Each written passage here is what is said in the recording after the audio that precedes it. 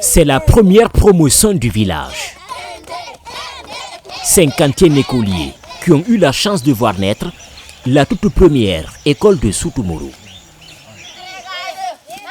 Une petite cabane faite de bois et de paille construite par la communauté.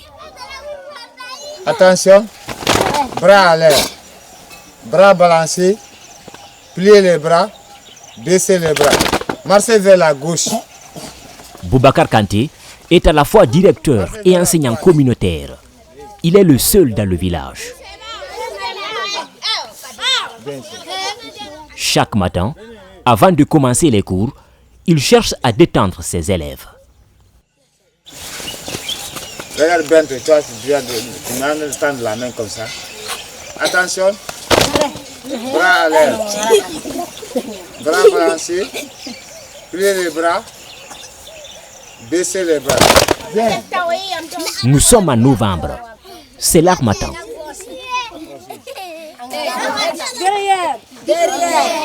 Certains écoliers, mal vêtus, grelottent sous l'effet de la fraîcheur.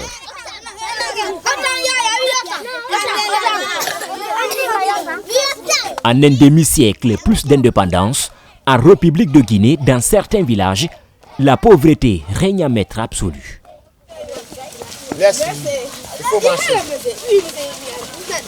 Ici, aucun parent n'a eu les moyens de payer des uniformes pour les enfants. Ils ont mis toute leur économie dans la construction de la cabane. Les tables bancs, les hangars, les outils, les tableaux, tout ça, c'est la communauté qui a fait ça. Ça, c'est dans leurs propres mains qu'on a fait ça. Alors, restation l'empathie. Le gouvernement n'est pas venu au secours. L'enseignant est à la charge des parents d'élèves qui lui versent 500 000 francs guinéens à la fin du mois. C'est pas raisonnable, mais c'est comment on va faire. On va débrouiller sur ça. Parce qu'on ne veut pas que notre enfant perde leur avenir. Coincé à Sare Boido, dans la préfecture de Koundara, Soutoumoro se trouve à moins de 15 km de la frontière avec la Guinée-Bissau.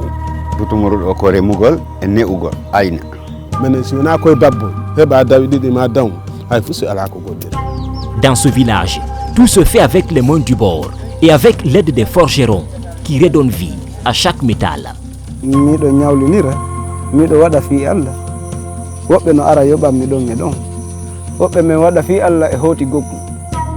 Rester solidaire, s'unir pour résister à la vie qui ne pardonne aucune fébrilité.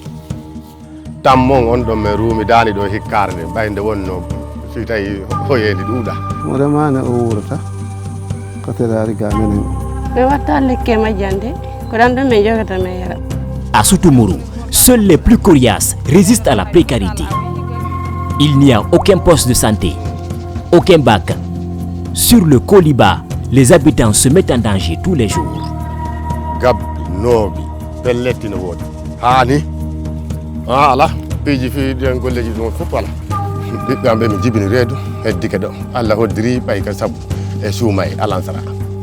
Malgré les richesses du pays, certains Guinéens n'ont le choix que de vivre en autarcie.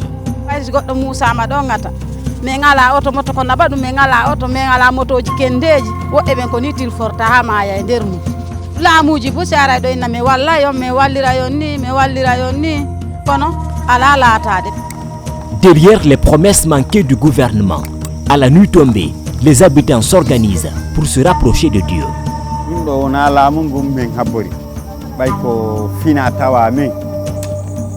Bienvenue à Soutoumoro, où les femmes ne se reposent presque jamais.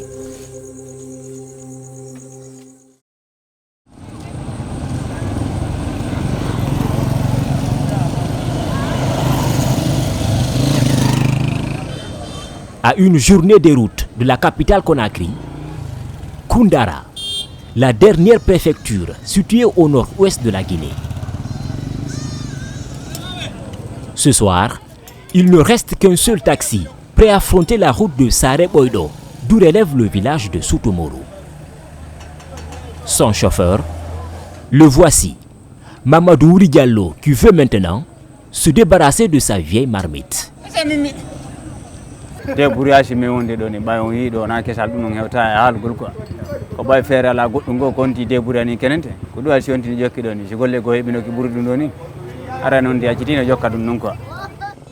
Mamadou Diallo a acheté son taxi d'occasion.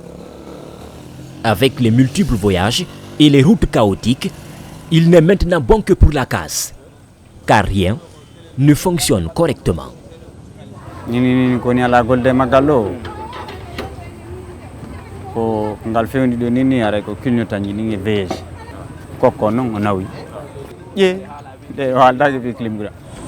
Il faut dire que monter dans ce taxi est déjà un risque.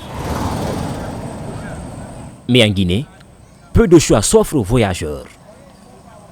Alors, plusieurs passagers prennent place dans le vieux taxi.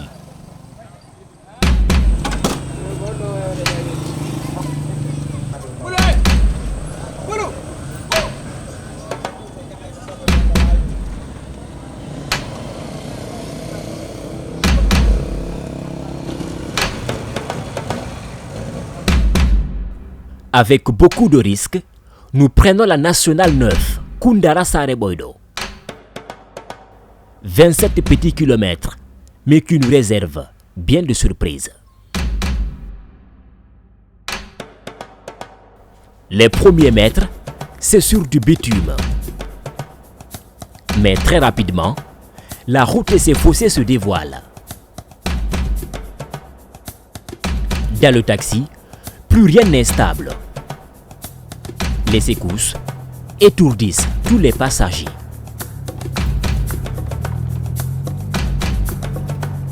Vraiment, c'est impraticable. C'est impraticable. Il y a beaucoup de secousses. Il y a beaucoup de trous parce que la route n'a pas d'entretien. Bon, les véhicules s'embourbent un peu partout là.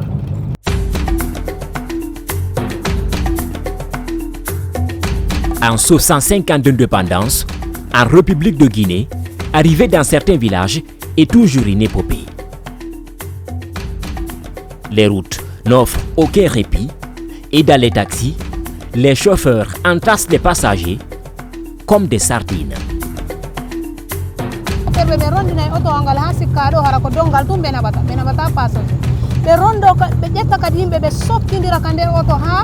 Sikka hara ko sardinji woni ka nder oto ko ronka hay fofude yo Allah danduwa ɗum si oto yanni e lawol ko honno goɗɗo daɓirtay ɗum kalluji ɗin moƴƴa ɓeta siko kalluji moƴƴuɗi hay siko kalluji moƴƴuɗi sakko noon si lawano ɓi kalluji ni hara oto no ƴawa no jippo hay ɗum surtout ɗo lagine ɗo min kalluji ɗin gawa awa kalluji amen ɗin toon saabu no tournanji ɗin no ɗuuɗi pelle ɗen no ɗuuɗi oto yaha ha si ngal ronkitoyi no ngal ruttori ɓawo na hara fo ma yey ɗon.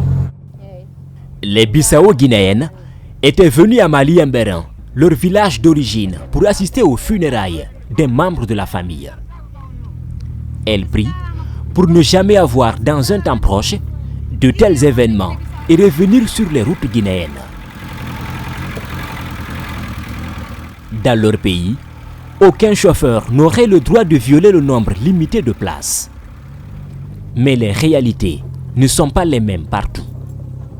Menen mi ɗum ala kamen de yettugol ɓeyɗo baka yeeso ara mo wonde boobo minen ɗum watta kamen sabuna Allah dandu goɗɗum wadde boobon no yeeso minen kamen boobo jogiiɗo boobo ko ɓawo to joɗota ko yeeso. Minen komin bisagueɗe minen min ganda joɗagol nayo jowo dula noon ga woɗɗi o min ganda joɗagol nayo jowo ko tato yeeso ko goto joɗoto kono noon ga yeeso ko tato soferon ɗiɗo goto e passage en ɗiɗo 7 place ko 7 place tum kono noon ko 9 place walla 10 place 10 place. Ah, c'est vrai, mais comment faire comme c'est comme ça. Quand tu dis que tu ne vas pas s'asseoir comme ça, tu n'as pas les moyens de déplacement, donc tu ne diras pas là où tu veux aller. Donc tu es obligé de s'asseoir comme ça là, serré. C'est obligatoire. Dans le taxi, le thermomètre ne cesse de grimper. Mais le maître chauffeur ne répond à aucune plainte. Il se bat contre la route qui, selon lui, est l'une des raisons qui explique les surcharges.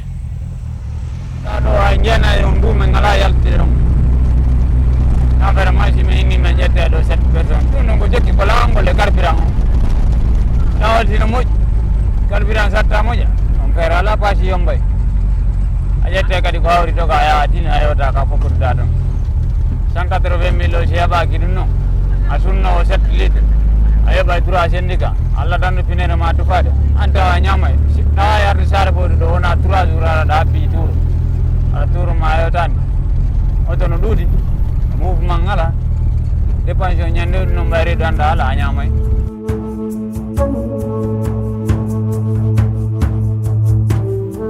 Sur cette route qui relie la Guinée à la Guinée-Bissau, il est difficile de franchir les 15 km/h.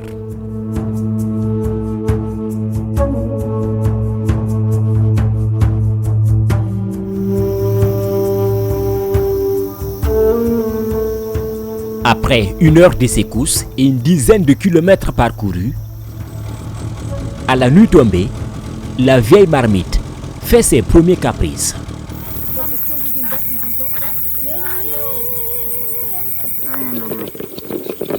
Elle agonise et réclame de l'eau.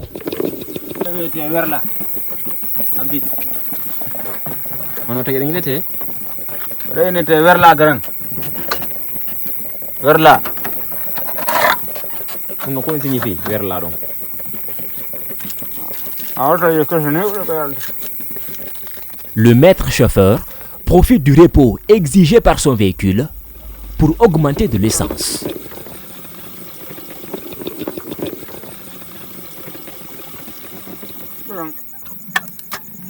La moindre étincelle, tout le véhicule risque de partir en fumée.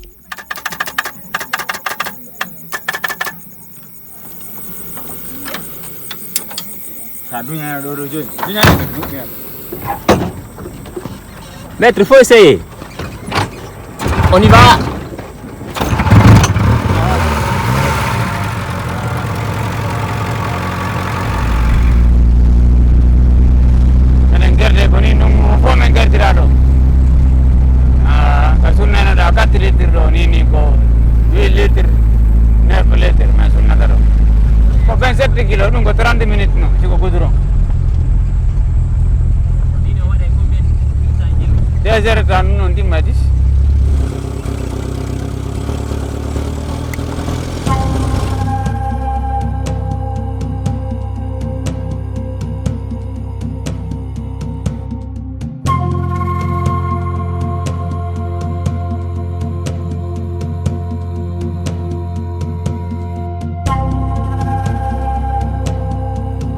Près de 2 heures de route, toujours difficile de venir à bout des 27 km.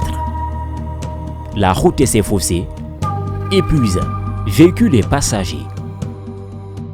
En Guinée en général, surtout dans les convents préfectoraux là, donc il y a tellement de taxis qui ne sont pas tellement bonnes. C'est des taxis occasion.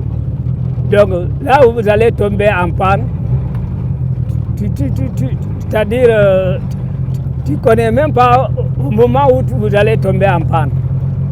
C'est crevaison ou bien c'est panne technique au moteur, ça c'est fréquent. Ce soir, aucune panne ne va immobiliser le vieux taxi.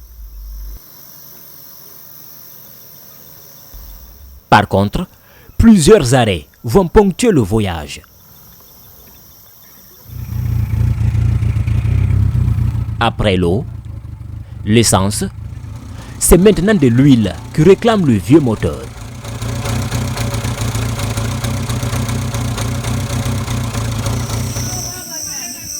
Après lui avoir donné de l'huile de vidange, le moteur a arrêté d'un seul coup de vrombir.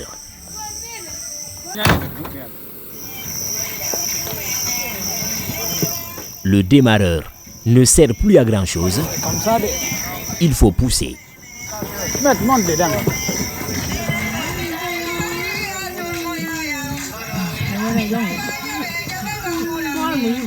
Le chauffeur est jeune, mais chaque jour, le vieux taxi lui vole sa jeunesse.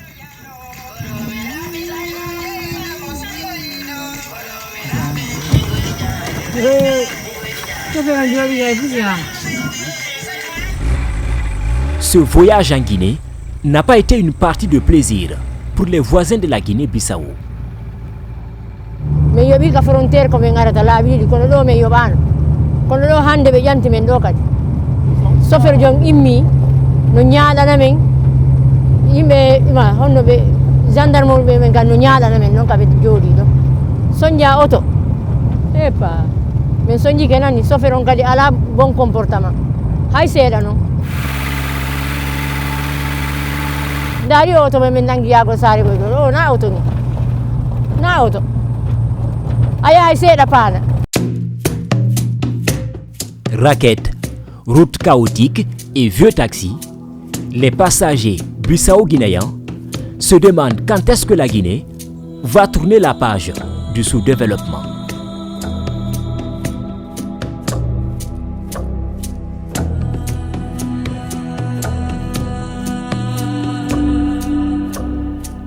Après plus de 2 heures de route pour seulement 27 km, la sous-préfecture de Saré Boydo.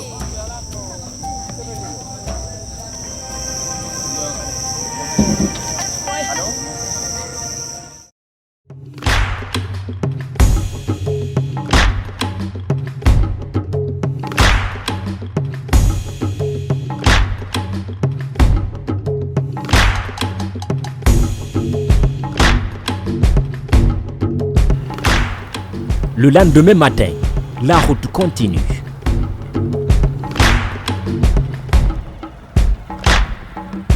Une heure de parcours qui nous amène à Soutoumuru, ce village parmi les plus pauvres du pays. Ici, le travail de la terre occupe le quotidien des habitants. Et ce n'est pas un choix. Après 12 heures de travail, ces femmes cherchent maintenant à regagner leur village, qui se trouve à plus de 8 km. Aucun moyen de déplacement, c'est à pied que se fera le trajet.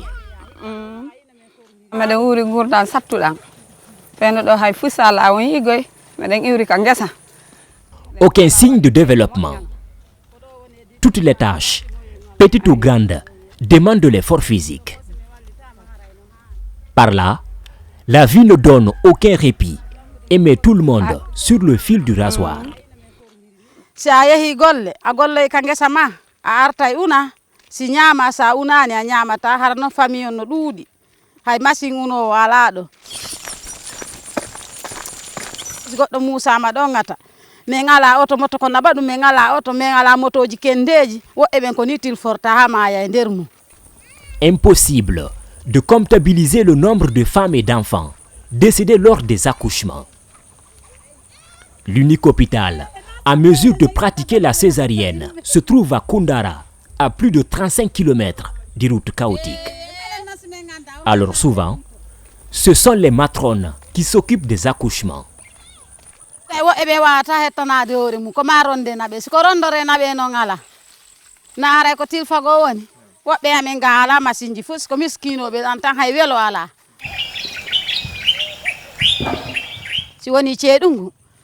Si golle way gon ton ka liggintinna ta heɓana hoore ma coggu sabunde mi liggintinna si tawi woni ceeɗu feƴƴi ndungu ari miɗe remude minen e ente amen mais fof mi yaha mi remoya tampere wonde ka amen ganden no feƴƴiti ɗa faala andude saare ne hetti so ari ko saare nden taw darata saare wona wonde binde oɗo kallu a yiyata l'école a yiyata labutani andi hettare ala ɗo. Dans le village, les femmes se battent comme elles peuvent pour survivre. Plusieurs kilomètres les séparent encore de leur village où les attendent beaucoup de tâches.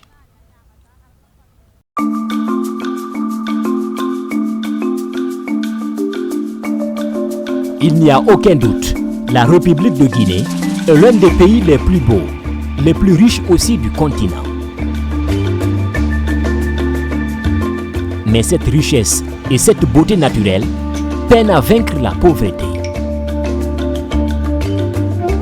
Dans la plupart des villages, les habitants tirent le diable par la queue.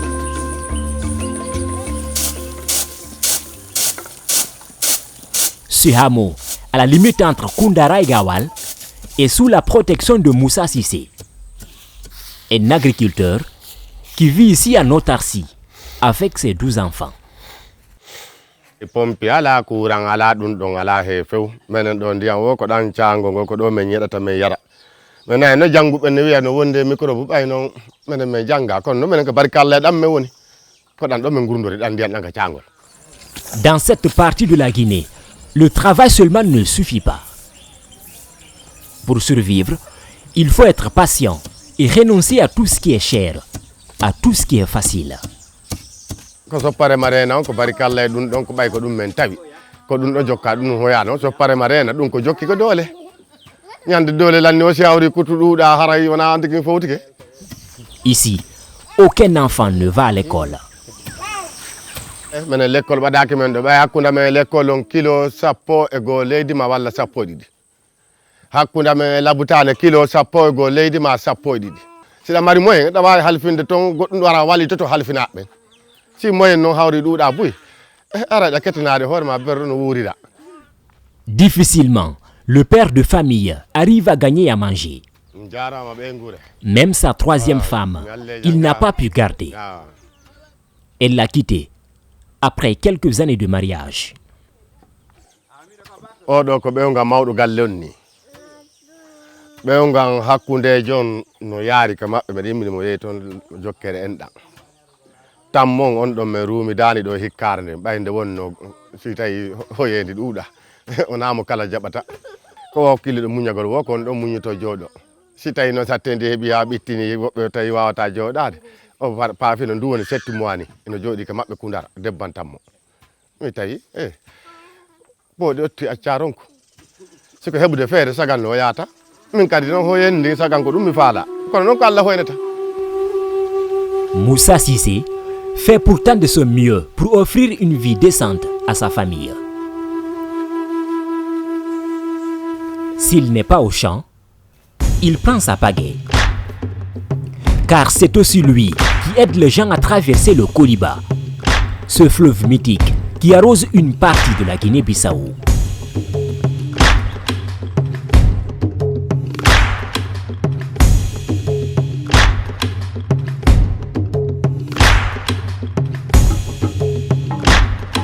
Si tawi courant ndiyan woodi haray ɗo wonde ta ko ɗiɗo oya ko hoore oya ko poye ɓawga ñaatin ɗiɗi taw ngo heewi ha ngo hibbi si wawa yaade hakkunde courant ndiyan ɗa lamari moyen joni a wawawi ɗum wadde waɗa laana hende o waɗa moteur ɗon woni ɓuuri wonde facilité kono noon si tawi a anda ɗum a yiyani ɗum a meeɗa iide koko tawɗa muyinɗa ko ɗum ɗon jokkata. Des motos, des sacs de riz, de ciment, la pirogue transporte presque tout. Avant, c'est un bac qui assurait la traversée. Mais voilà maintenant 2 ans qu'il se trouve au fond du fleuve. Si hunde bona kama sabu hebo ko wote 3e mandat sakkitron CRD ji din jabi e juuɗe am be gada kooli be CRD ji din non kay ko bay hari on wontana 3e mandat so dum o way wana fi me wonana 3e mandat de bayri men paanu go kabulo go yettu ada photo aji mudum gol ko poto jandi wonno taƴino ma gonno heewi woni no ko ma men sabbo haadan jippo dol dem buyto simi dara simi hebay solution fi wattugol awa kambe bayri be mari moyen kambe CRD ji din gada ko be addi palangi be podingol be jawni be habbi ko kayido be wi wonde ma be watti kani be jabire juudabe be yibbe nandi ala ka etak be jaba be yibbe ti be wonde mon non duubi didi tabbun dum ba ko muti e juude mabbe. Après la réparation du câble, il était prévu de laisser la gestion du bac à Moussa, qui le maniait depuis 37 ans. Mais les promesses n'ont pas été respectées. Maintenant, ce sont les habitants des deux localités qui payent les frais avec une pirogue qui n'offre aucune sécurité. Ala piji fi den golleji ɗum fof wala ɓiɓɓe am ɓe mi jibini reedu heddike ɗo Allah hoddiri ɓay ka sabu e suuma e alansara. Tous les jours, les villageois prennent des risques sur le Koliba, qui à vue d'œil n'a rien d'un fleuve tranquille. Ses 19 mètres de profondeur et sa couleur sombre font de lui un fleuve redoutable.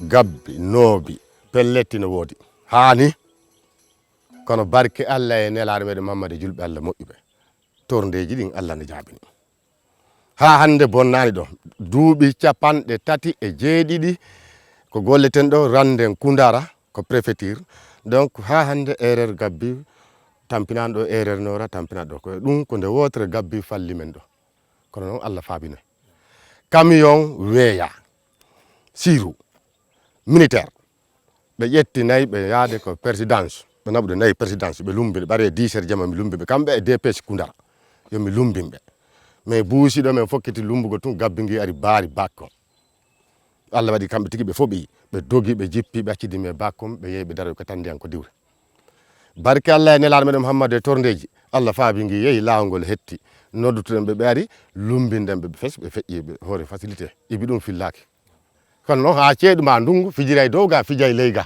kono ɗon ko laawol ɗo on Allah no faabi ɗum ɗon de ɗimmitani boddino ɗo moolanandi ndin ɗon kono selli ken ndin ɗon no selli ken ɓayde men tigi min fellindi 7 bal kure douce naatani mayri ha hande ndi ɗo noon kadi ko woni ɓay ko Mouradou Djinna. Si le fleuve freine les habitants dans leur mobilité, il les aide aussi à faire face à la rudesse de la vie. Ici, les villageois font la pêche, la lessive, la nage et trouvent surtout de l'eau à boire, car dans la zone, il n'existe aucun forage. Ala ko min joga sinado mi watta lekke majjande ko dan do min jogata me yara bay moye mone ala sinado menen ka ko ndiyam pompi me yara adda nyabeli ko bay no moye mu ngala taw. Ailleurs, cette eau rendrait malade certaines personnes. Mais ici, tous les habitants sont apparemment vaccinés contre les maladies hydriques ou sont plutôt malades sans le savoir.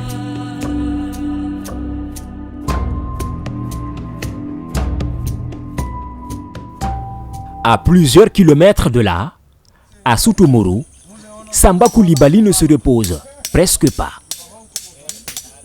C'est la période de récolte. Tout le village lui envoie des outils rudimentaires à ressusciter. Ene waɗa teranje kerije gaaro sokuje waɗugol kirindiji fantinje jaloje duulorde. Dans le village, son importance est sans limite.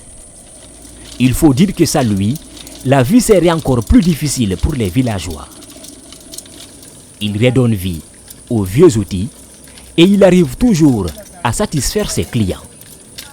Miɗo ñawlinira miɗo waɗa fi Allah woɓɓe no ara yoɓam mi ɗon e ɗon woɓɓe men waɗa fi Allah e hoti gokkun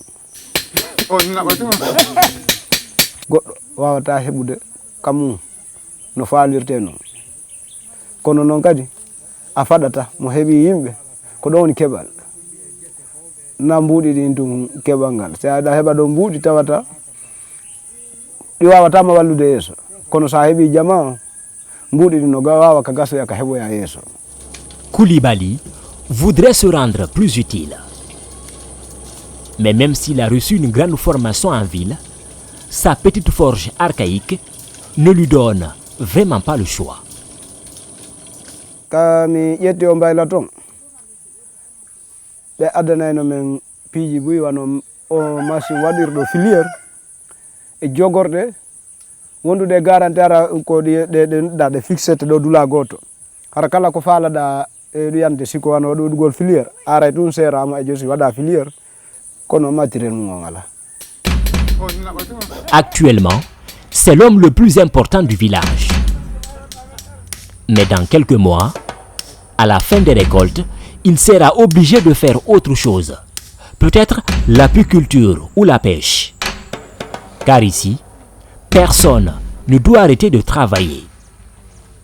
Gurnan sutumuru ɗo ko remugol e ne'ugol ayna ko ɗum fewni e nangugol liƴƴi njumugol njuuri ko ɗum ɗon wona wuurede ko saare ɗo fayda men développement ɗuuɗaali ɓayi tampere nde no ɗuuɗi si saare darnaali suudu paani ala ndiyam naafi courant laawol ala a wawata wiide ɗon développé no wawi wiide noon hiɗa wuuri ene arsike on ko Allah yiɗi ma kon kono développement hay fuu si ala ga tawa.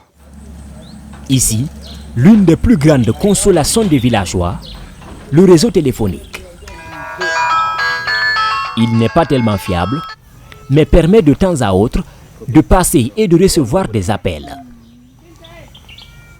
Un petit vent de développement qui reste tout de même dérisoire comparé à certains villages des pays voisins. Ka frontière ɗo Casamance e ka min gananda par ce que gila Ablaye Wadda hetti laamu ngu saare janɗi fanɗi fo o waɗi école o waɗi lampaderje ni si nangue nge muti no huɓɓande hoore mum si nangue ngen fuɗi haray ɗanano hoore mum kadi saare fof no jogui école no jogui ndiyam kallu kadi rasel no golla cawum burure e saare na. Dans le village, deux grands projets ont voulu tout de même rendre la vie simple aux habitants. Mais leur existence n'a duré que 3 ans. Aujourd'hui, aucun emploi n'y est disponible. Chacun cherche à survivre à sa manière.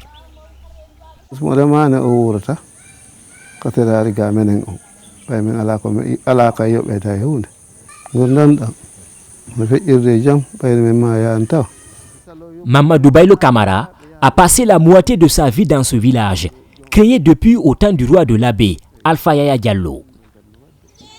Mais toutes ces décennies d'existence n'ont pas permis à Soutoumuru de se développer.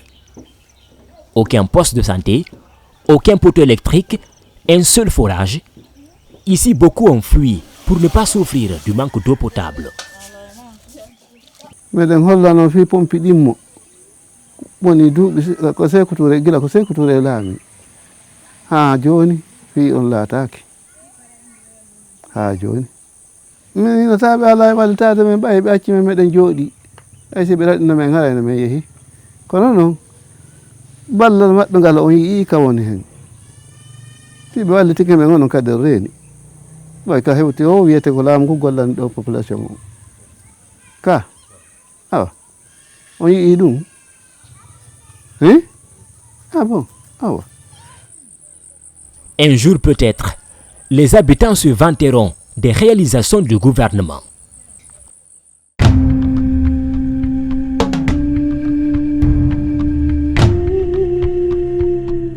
Dans beaucoup de villages du pays, ce sont les projets miniers qui construisent des écoles, des postes de santé, des routes et des forages.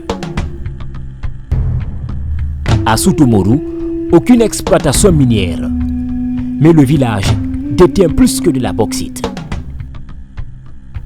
Ici, il y a des dizaines de plaines agricoles capables de développer le village. Mais là encore, des difficultés empêchent les habitants de prospérer. Personne n'a les moyens de faire une agriculture de croissance. Meɗen mari noon leydi moƴƴay kaaba moƴƴay maaro moƴƴay tiga e si remama e mum laamu no wowi gollude si woni noon men hen honɗuɓe gaaɓen men heeɓi doole men golle mum nafa e leydi ndin buy saabu no woodi ka golle moƴƴa très bien minen wonɓe gaaɓen men alano men gollira meɗen nande ka radio ji nawe machine ji no arde fi wallitagoɓe menen remoɓe ɓen meɗen nande ɗum ɓay wonde mi hetto radio Konakiri mi hetto radio FM jiɗi meɗen heɗade kono komin woni nande ka ballal ko ha no arde ko ɗon kono min yiyata. Il y a néanmoins des tracteurs dans le village. Mais ils appartiennent tous à des agriculteurs bien placés, venus d'autres contrées. Les autochtones, eux, travaillent avec des dabas. Et parfois, ils sont obligés de louer leurs bras pour survivre. Komin faala ko wallede tractirje komin gollira farano ko amen yata heede 300 hectares far woto tan hara ɗiɗa faroji ɗiɗi ka wiyete wofu ekkaname ma ka sutere tun no yeehi heede 300 hectares ko yimɓe jananɓe woni arde golla minen si wona koye babboy heɓa dawi ɗiɗi ma daw hay fusi ala ko gollire ɗum sen goɗon no soñji men moƴƴa so yi yoma galle ya woni ka leydi moƴƴode hiɗa weela ɗeygure ma no tam ɓitti ko ɓe ñaama ko ala ko gollira jungo ma ɓolo ngon e doole ma ɓolo ɗen ko ɗum ɗon pat yeri ko ɗum ɗon heeɓi wo ko ɗum ɗon men wuri. Manque d'alternatives, en saison sèche, la plupart des jeunes fuient le village pour aller travailler au Sénégal ou en Guinée-Bissau.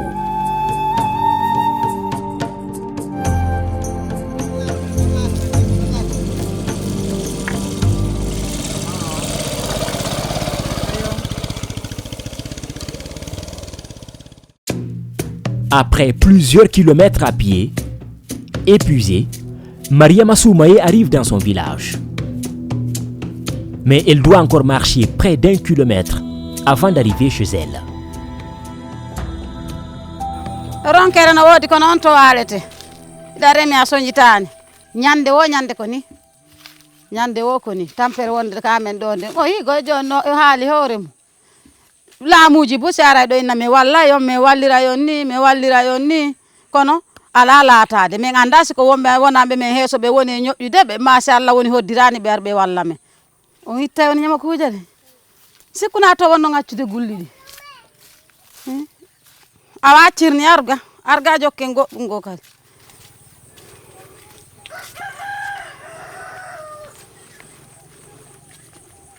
arega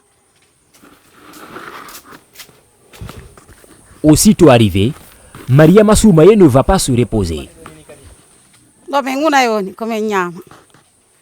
Elle doit préparer pour ses enfants qui, depuis le matin, n'ont rien mis dans le ventre.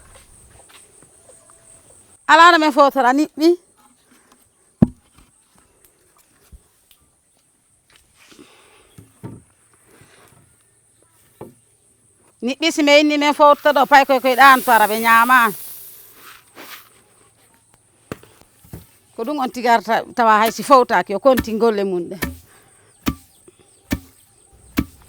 Mariama Soumaye a 7 enfants à nourrir. Chaque jour, elle doit piler près d'une demi-heure avant d'avoir du riz à préparer.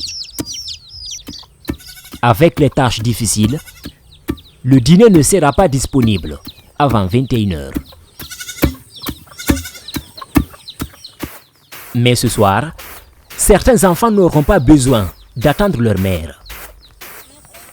À quelques minutes de la prière de Maghrib, cet habitant du village décide de faire un sacrifice.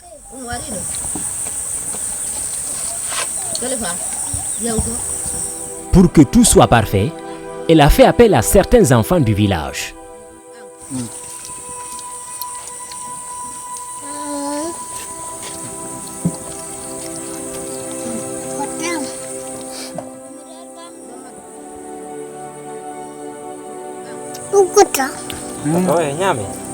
Pendant que les enfants égratignent tout doucement le fond de la calebasse, dans un coin un peu isolé, le responsable de la famille grille tout seul quelques graines d'arachide.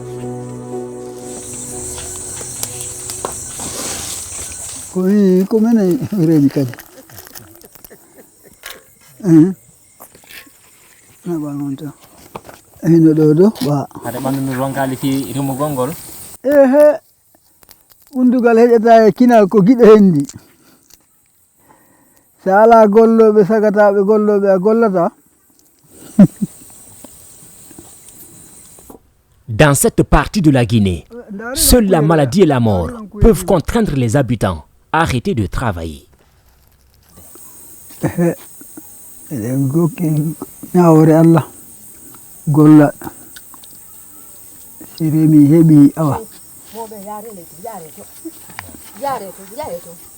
golle doole ɗemmen dokki ka golle jama remuruji ɗi.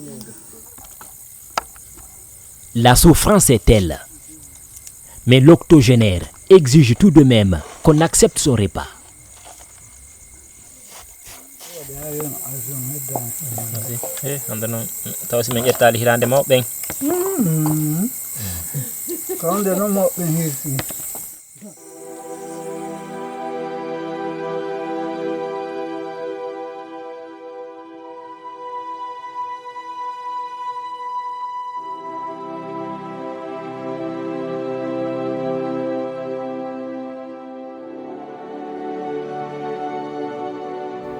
En République de Guinée, dans certains villages, la solidarité, l'humanisme et l'humilité restent des principes inviolables.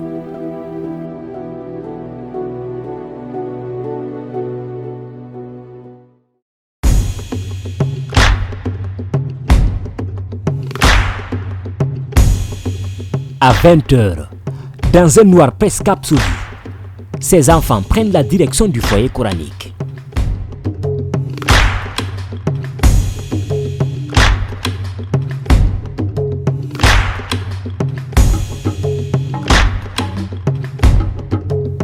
Après 20 ans sans aucun maître coranique, Soutoumorou a maintenant un éducateur, un fils du village qui a décidé de rentrer, partager sa connaissance avec les enfants.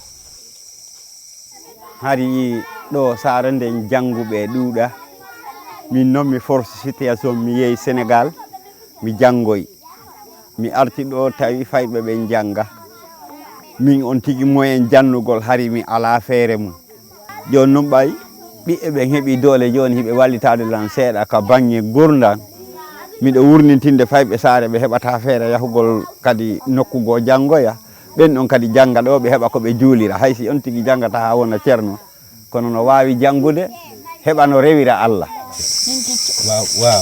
Wow. Lamalif. Alif. Lam. Dali. Alif. Lam. Yatok. Num picco. Alhamdulillah. Mo jangi haray o waway famodirde e jama on o heɓayno o rewira Allah o majjale. Si tawi hon tigi no jangi woni paykun deyum woni paykun gorum haray ɗum waway mo wallitade yeeso par ce que si on tigi yehoy ha woni mokoba o jangali haray no wodi ko du'a mo waɗɗade ko hani jangude kono ɓa o jangano ko woni ɗayɗo o ƴoƴi o hersa landade donc on tigi si jangnama ko woni paykun ha o faami tonin ton o wawa essayande hoore makko o ɓeydita kala ko o humpa masi o landoyke ɓeynimo ɗum ɗo ko ni warete haray janggoygol mo ɗum ɗon sattanamo par ce que o fuɗɗike no. Le maître coranique et ses fils font de leur mieux pour aider les enfants à être sur la voie de l'islam.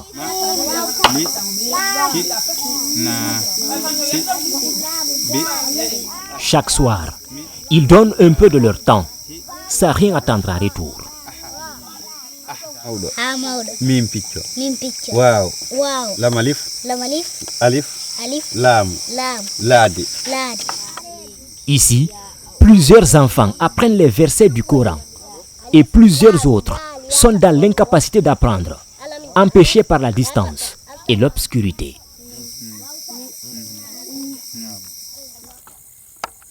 À Soutoumorou, rien n'est simple. Il est 20h, passé de quelques minutes, et Mariama Soumaye n'a toujours pas fini de préparer. Après avoir fini de piler, elle cherche maintenant à débarrasser le riz des impuretés. Un travail minutieux qu'elle effectue presque dans l'obscurité.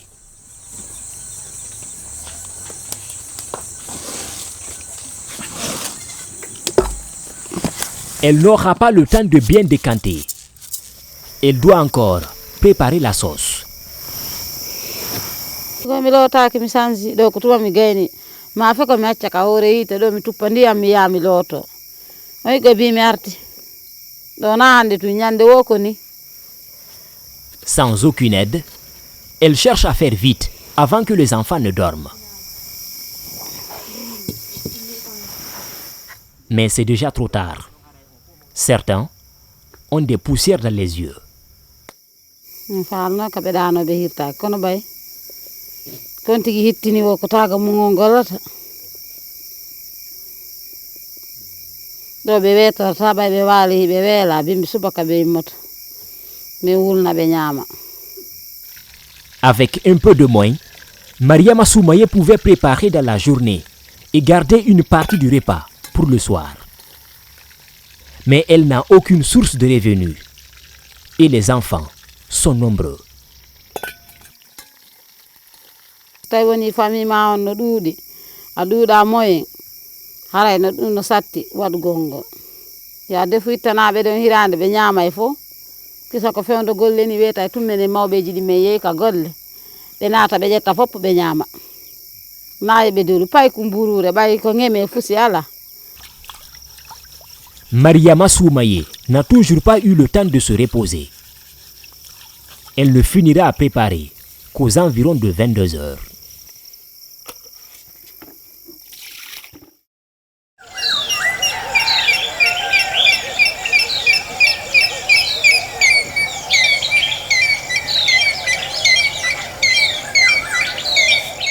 Le lendemain matin, les enfants partent à l'école. Depuis 1958, c'est la première fois qu'une école est ouverte dans le village.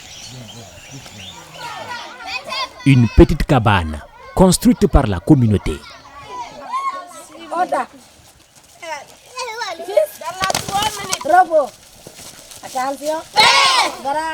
Avant l'arrivée de l'enseignant communautaire, les enfants cherchent à se détendre. Une atmosphère de désordre, bouleversée par l'arrivée du maître, qui ne tarde pas à mettre du sérieux dans les rangs. Venez, venez. Fixe. Repos. À Soutoumoro, les habitants se sont rendus compte que l'État prendra du temps, beaucoup de temps, avant de venir au secours. Allez.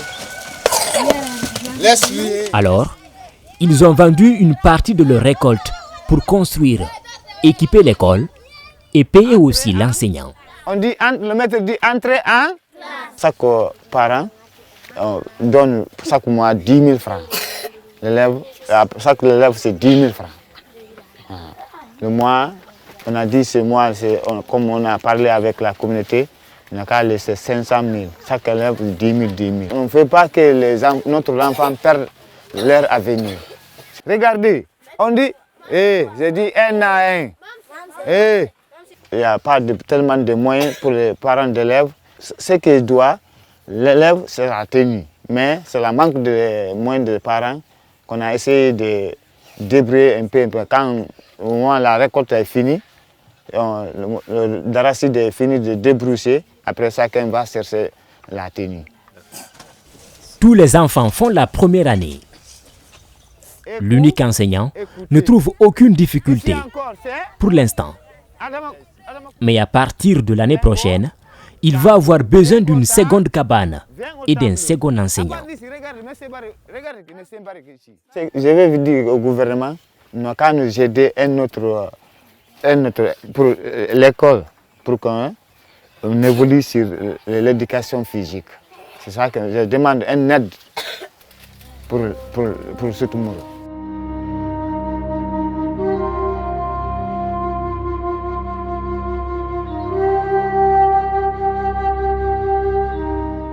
Avec des moyens limités, beaucoup ici ne pourront pas arriver au collège.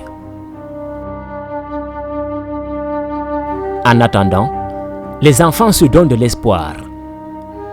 Et dans le village, chacun va qu'à ses préoccupations.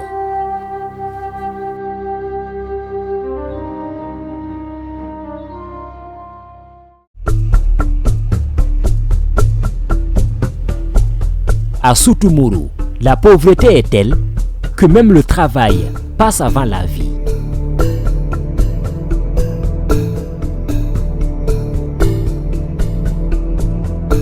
Cet enfant est souffrant. Il y a 2 jours, il a plongé ses 2 mains dans l'eau chaude.